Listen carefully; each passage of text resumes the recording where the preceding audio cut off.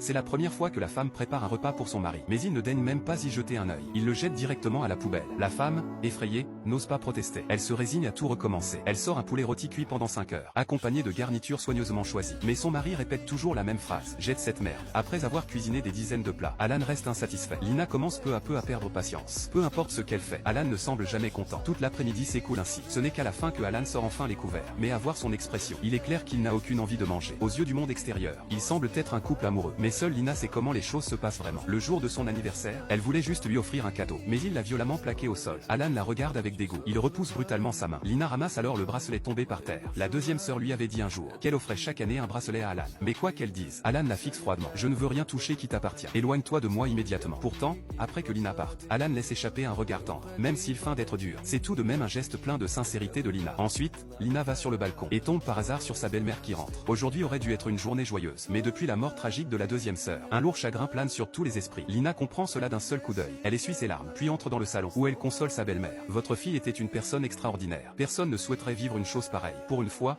la vieille dame hoche légèrement la tête. Mais cela irritait là. Chaque mot qu'elle prononce vise Lina. À ce moment-là, le majordome entre. Il annonce que l'ami de la deuxième sœur en Afrique est arrivé. Elle est venue spécialement aujourd'hui leur rendre visite. En entendant cela, Lina se sent nerveuse. Et là affiche un sourire cruel. Elle espère ardemment que le secret de Lina sera découvert. En réalité, c'est grâce à la deuxième sœur que cette jeune fille a pu étudier. Depuis toutes ces années, elle garde une profonde gratitude. Elle est venue exprès remercier la famille de la deuxième sœur. Elle sort alors un cadeau qu'elle avait préparé. À l'origine, elle comptait le remettre en main propre. Mais dans ces circonstances, elle doit le confier à sa famille. Elle exprime ensuite sa confusion. Comment une personne si gentille a-t-elle pu être victime d'un crime? Cela me dépasse totalement. Et là alimente aussitôt la tension. En entendant cela, l'humeur d'Alan empire de plus en plus. Contrairement à lui, sa mère montre beaucoup de chaleur. Elle invite même la jeune fille à dîner dans la maison. Dès que le majordome se tourne pour préparer, Alan l'arrête soudain. Il déclare que ce dîner doit être préparé par sa propre épouse, parce que Lina connaît mieux que personne les goûts de la deuxième sœur. Alan les éloigne intentionnellement. Maintenant, ils sont seuls tous les deux dans la maison. Il traîne Lina jusqu'à la cuisine. Tu disais savoir cuisiner, alors vas-y, prépare quelque chose. Alan pose les ingrédients et les ustensiles devant elle. Il exige qu'elle cuisine sous ses yeux, et la presse sans cesse. Mais malencontreusement, Lina se coupe un doigt. Alan reste impassible. Lina serre les dents et endure la douleur. Elle met la pâte qu'elle a préparée dans la poêle. Ce qu'elle prépare maintenant est précisément ce que Alan mange chaque année. En pensant à cela, Alan s'avance vers Lina, saisit la poêle et renverse tout. Puis il ordonne, recommence. Ensuite,